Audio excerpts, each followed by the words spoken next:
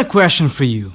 I was thinking the other day about what would I teach if I knew that I only had one lesson left in my life. If I knew that my next lesson would be my last lesson, what would I choose to teach? What would I talk about?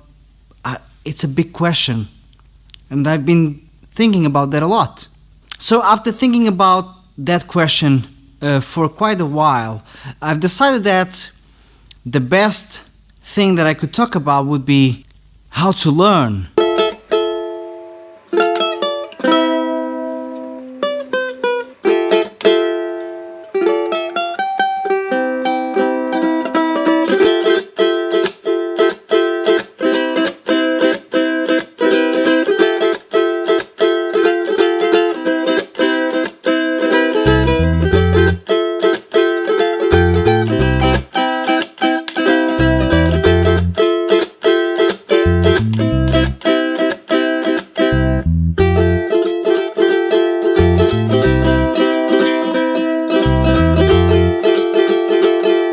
Okay, so I was thinking, like, what should I teach my last student? What should I talk about? And I, of course, realized that the best topic that I could potentially even address would be how to learn.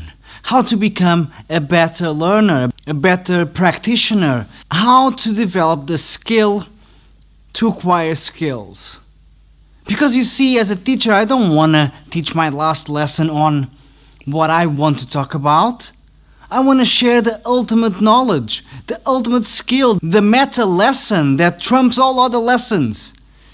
And that would be a lesson on how to manage learning, how to acquire knowledge, how to develop attention, how to be able to absorb information and then recall it whenever you want. That's a big task though, so this would not be a half-an-hour lesson. But the reality is, I don't think I would die in peace if that weren't my last lesson. So what would I talk about?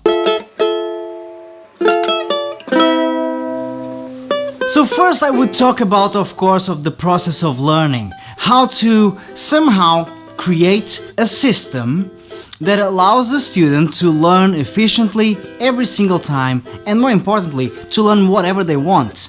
We're not talking about music, we are not talking about science, we're talking about learning. And learning is really as holistic as it gets.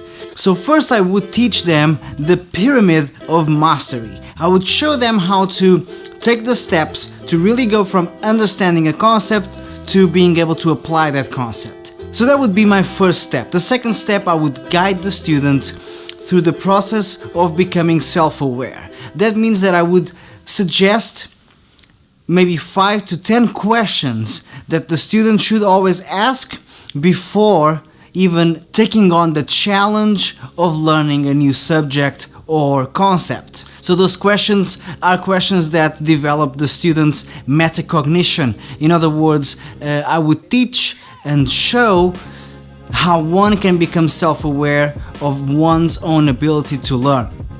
When you feel yourself getting stuck in a rut, that's usually because there is one question or more that have gone unanswered, and yes, probably you could get away with it for a while, and then the ultimate unanswered question always shows up, and then we freeze.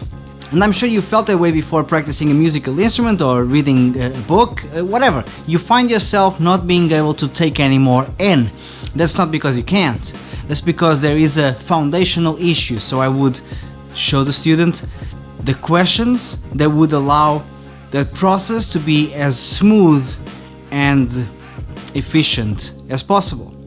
Then, of course, we would talk about the power of knowledge and how important it is to understand that the only thing that separates our passion from the rewards that we all look for when pursuing what we love is knowledge. You can be passionate about something all you want. If you don't know how to do that thing that you are passionate about, you will not win at the game of doing what you love. And that's just a fact of life that I would need to reinforce one last time when teaching my last lesson. Knowledge is not only power. Knowledge is life. No one can really progress in life if they don't progress intellectually, creatively, emotionally. It is fundamental that you embrace that today. You don't want that to be a last-minute epiphany. You want to be able to see that now and act it out. So every day, learn something new. That's what I would teach anyone and everyone who would be willing to attend my last lesson. What would you teach?